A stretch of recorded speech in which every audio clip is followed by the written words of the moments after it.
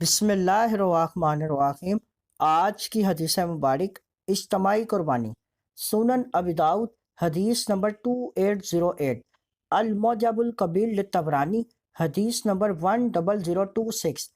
حضرت جابر بن عبداللہ رضی اللہ تعالیٰ عنہما سے روایت ہے کہ سیدنا رسول اللہ صلی اللہ علیہ وآلہ وسلم نے فرمایا، قربانی میں گائے یا بیل یا بھینس 7 افراد کی طرف سے ہے اور اونٹ یا اونٹنی 7 افراد کی طرف سے ہے۔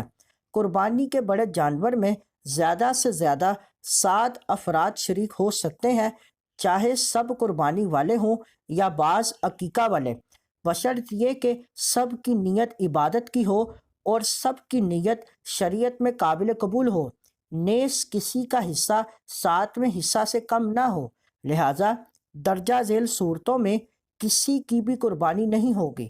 نمبر 1، کوئی شریک صرف گوشت حاصل کرنا چاہتا ہو۔ نمبر 2، کوئی ایک کافر یا بد مذہب ہو۔